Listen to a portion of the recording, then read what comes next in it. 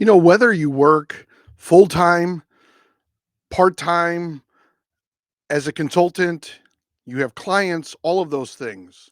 As someone told me many, many years ago, the clients that hire you are also going to fire you at some point. Well, that's not always the case across the board, but if you think about it, if you're at an agency long enough, you're probably going to see that client go away. You're probably going to see that client say, "We don't need you anymore," or "We've reached our goals," or "It's just not working out," or "The new people you got us aren't fantastic anymore." And it's going to go its separate ways. And sometimes, as a individual who's worked as a consultant for many different companies for various lengths of time, you get a sense after a while you get a sense as to when things might not be working out. I remember that there was a former client of mine that wanted me to basically work in house as a consultant. And he had dangled the carrot that, oh, if this works out after a month or two, you could get a full time job. The pay was pretty good. It was pretty nice. I'm not bragging. I'm just saying it was six figures. It was very nice. It was a little over six figures actually, or over six figures.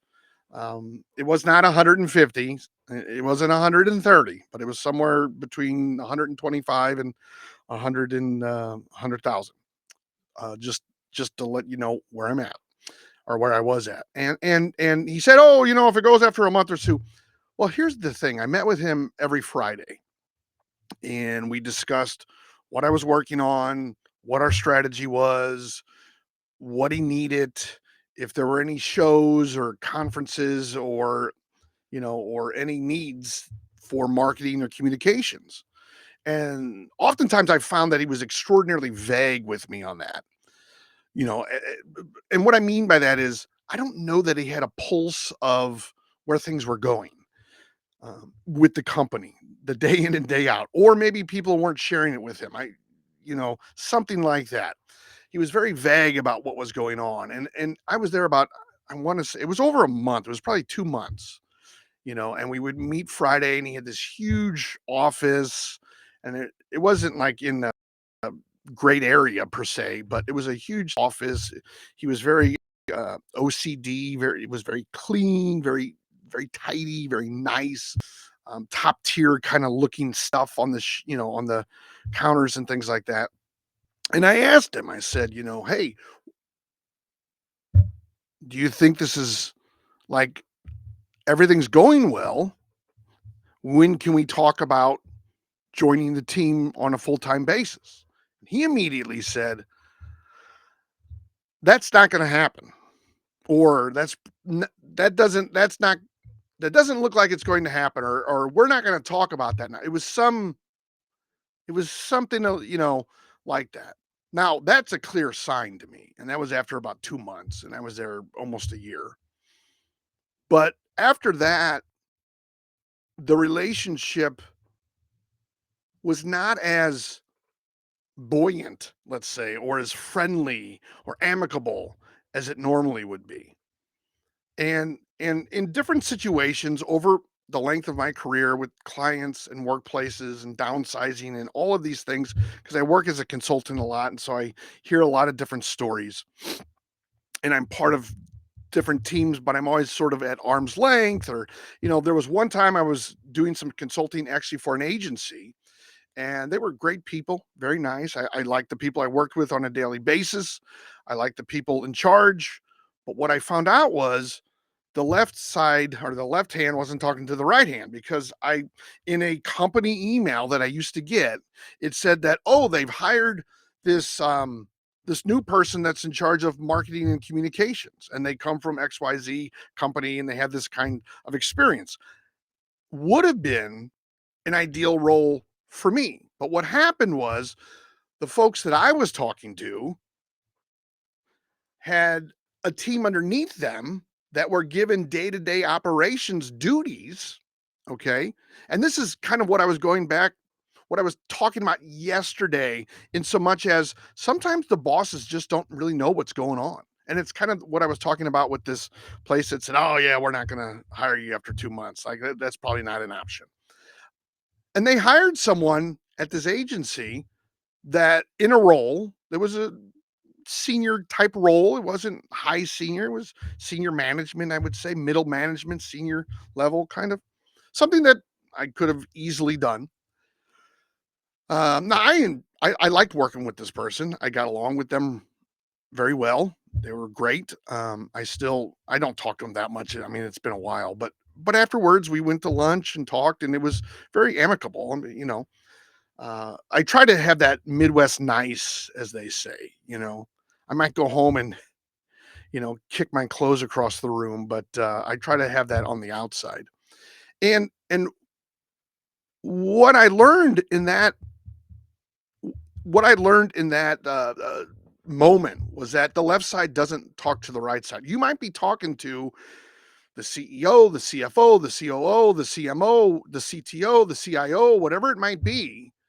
But if there's a department within them that they oversee, let's say, to be specific, if there's a department there that runs autonomously, or that they don't check in on, or maybe it's like their brother-in-law or sister-in-law or cousin or brother or sister or whatever it might be, and they just kind of let them move things along, there's no guarantee that you're going to know, that you're going to have a heads up when something like that happens. Okay. I In a more recent story, I mean, that was a while ago. That was 10 years ago, shortly after shortly after the downsize of the company I was working at, the Fortune 500 company I was working at, as I talked about earlier. And there was something more recent where I had applied for a job with an organization that I had been consulting for, and they had a job that paid fairly well. It was close to six figures, okay? And when I went to the interview and I talked to the person that was my main contact day in and day out in the interview, and they were in the room with someone else, this person said to me, "I didn't even realize that you were open to a full-time position." Which, to me, now I could be wrong about this, but to me, that was a red flag, because I took that as they might have someone set up for this job. And I think that they did. And I mean, look, again, I'm not here to complain, to whine. Those things happen. I understand that. Sometimes I've been that person. Sometimes I've battled that person. Sometimes I think that they just pulled me out of the hat and said, "Okay, this is going to be one of our finalists, because we have to have two or three finalists, and the person who's already internal is going to get the job." I had that happen to me too with another Fortune 500 company years ago. Interview after interview, and went in person, this long interview, vague conversation. The person who would have been my boss, who I was meeting with at the time, could not make eye contact with me. And I don't know. I mean, I'm not much of a poker player, but I've been in the business world for a long time, and I know that if you can't look him in the eye, it's not a good sign. And I said right afterwards, I said, the interview went well. I remember telling my wife this. The interview went well. I'm not going to get this job because the person could never look me in the eye, because they had no desire to hire me. I was just there to fill, hey, we looked at two people. We looked at three people as finalists. I was a finalist, and I don't know, maybe they looked at my background and they said, "Oh, he worked at another Fortune 500. Let's pull this person." Great. But I knew the non-eye contact. I've had that as well, even in video calls where it's no eye contact, or they're constantly looking. Well, I guess this would be no eye contact, but they're constantly looking or doing something on like a screen, or I don't know, over here, or they're taking notes and they're not looking. Those things happen. And you have to read the room, as I say. You have to say, okay, like, the interview went well, but I don't think so.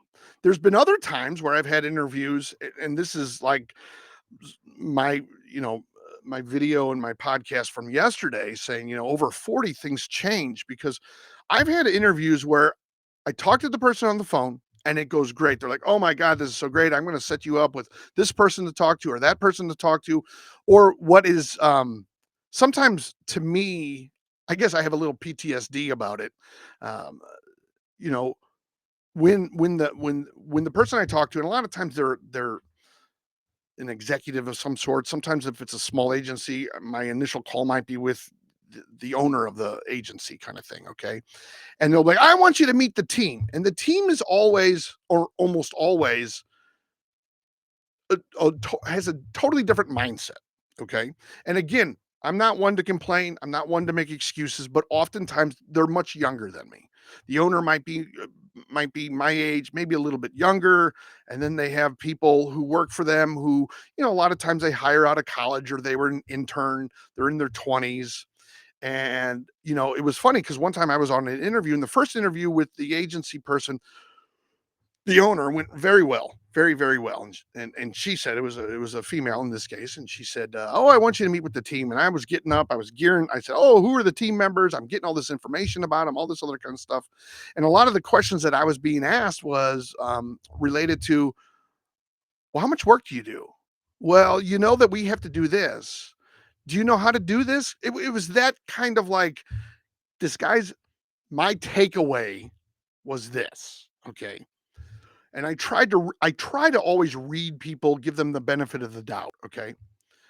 My takeaway was, this guy's older. He's just going to throw work back to us. What are we really going to have to do? Those kinds of things. All right. And what I tried to say was, and maybe this was something that might have even scared them, because I know now that, like, what is it, Gen Zers, I guess, or whatever, millennials, Gen Zers, whatever it is now, like that work-life balance. And a lot of times, and I say this because I try to be really honest on interviews, and maybe that's my biggest fault. Okay. I'm not pumping myself up. I'm just saying sometimes I'm just honest. I'm like, this is who I am, and I'm going to be who I am. And if you can't take who I am, then we shouldn't work together, because if I can't be myself, we're not going to have a good relationship. Anyway, what I always say is, like, I enjoy work, which I do. I mean, currently I work 7 days a week. I work 7 days a week, and you know, I tell people that, or I say, "Hey, I work Saturdays and Sundays." It might not be for 8 hours, but it could be for 2 hours. I think sometimes too, people who really enjoy or find work-life balance important, I think, have issues with that. I think they do. And my issue is, that's how I think. Like, I've gotten up on Saturdays, I've gotten an email, and boom, I've had to do something, create a project, redo a presentation, edit something, host a press conference, those kinds of things. Maybe I'm just the outlier. Maybe I'm the anomaly. Maybe I'm the crazy one. And I could be the crazy one on that. But I think sometimes, I don't want to say scare people, because it's overly dramatic and it makes it seem like I'm a victim of some sort. But I think people are like, "Oh God, oh, you're gonna you think to work on a Saturday? No, Saturdays. No, no, no, no." And I understand where they're coming from. Like, I'm not, if you tell me that I don't work on Saturdays, I'm going to do everything in my power not to make sure I don't interrupt you. But if something comes up, I'm going to do it.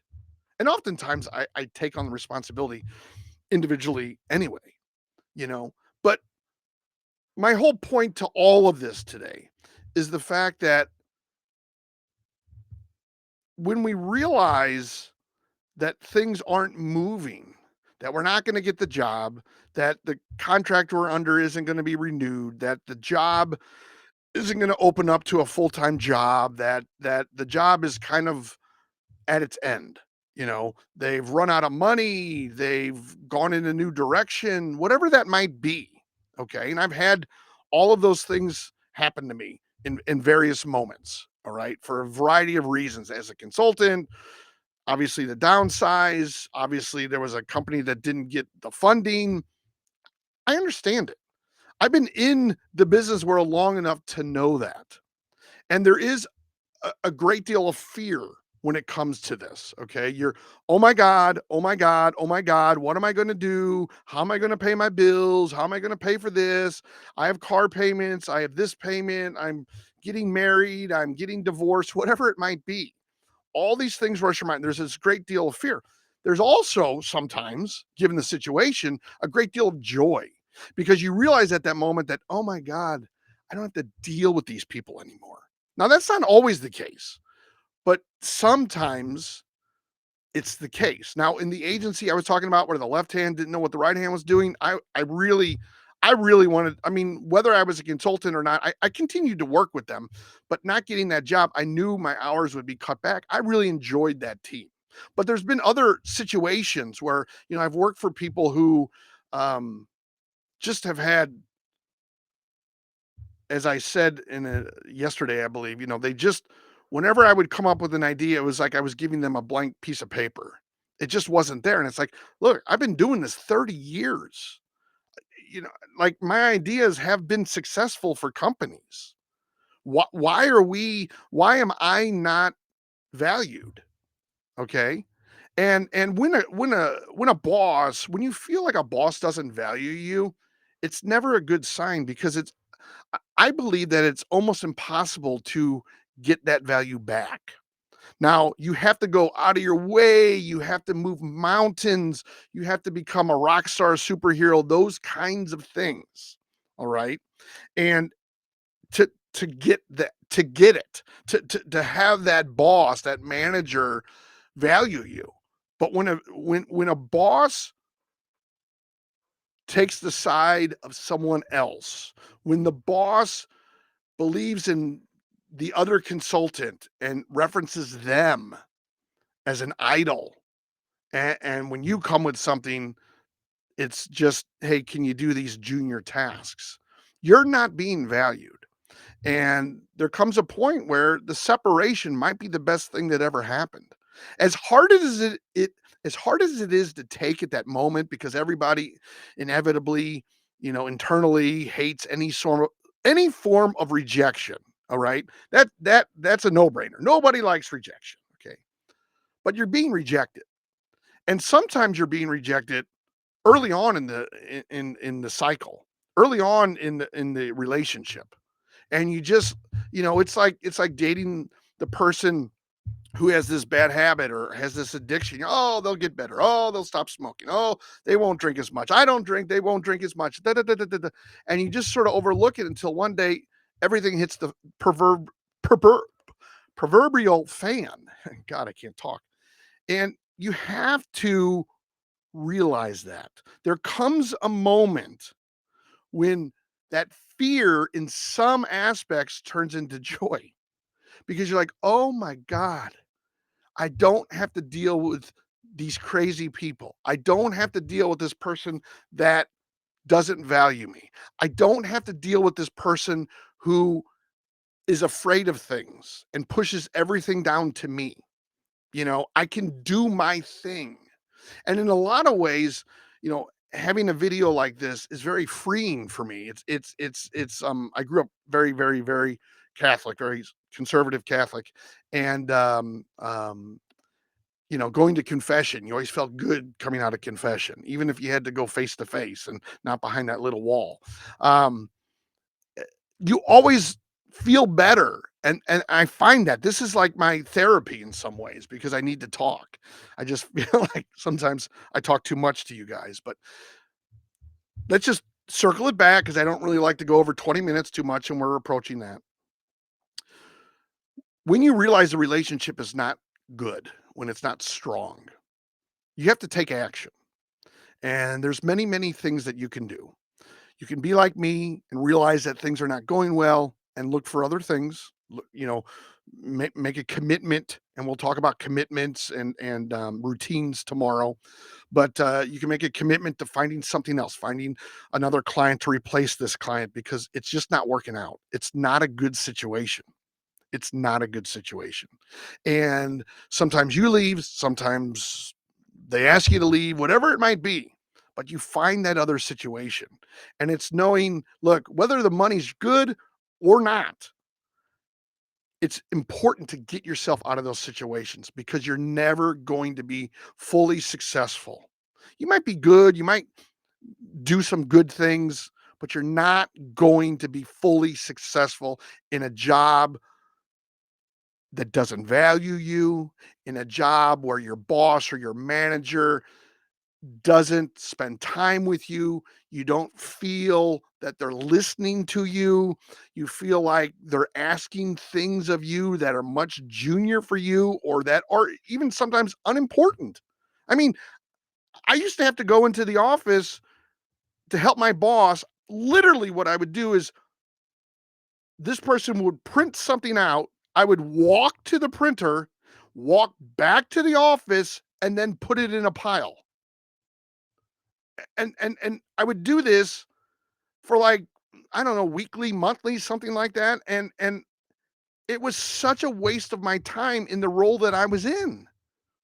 And that was a clear sign that this is such not a good fit because this is not a two-person job. I mean, I'm walking 10 feet, taking something off the printer, putting it in a pile. Why couldn't they? They're the ones printing it out. They're the ones creating the document, but they can't pick it up from the printer and put it in a pile. But I have to come in and waste 30 minutes commute time, 15 minutes back and forth, and an hour and a half in the office waiting for all these documents. It just doesn't make any sense. Anyway, I digress.